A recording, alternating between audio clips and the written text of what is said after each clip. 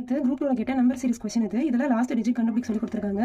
இதில் 64 அப்புறம் 32 அப்புறம் 48 இந்த மாதிரி ஒன்று கம்மியாகுது ஒன்று இன்க்ரீஸ் ஆகுது. இப்படி இருக்கிறத நம்ம மல்டிப்ளிகேஷனோ அடிஷனோ டிவிஷனோ இந்த மாதிரி போட்டு ஆன்சர் கொண்டு வர முடியாது. அப்போ எப்படி போடலாம் அப்படின்னா இதுக்கு ஒரு மெத்தடில் கேட்டிருக்காங்க. எப்படின்னா கொடுத்துருக்கிற நம்பரை 2ஆல் டிவைட் பண்ணிட்டு அதோட நம்ம ஒரு ஆர் நம்பரை மல்டிப்ளை பண்ணிக்கிட்டோம் அப்படின்னா நமக்கு இந்த சீரிஸ் ஃபார்ம் ஆகும்.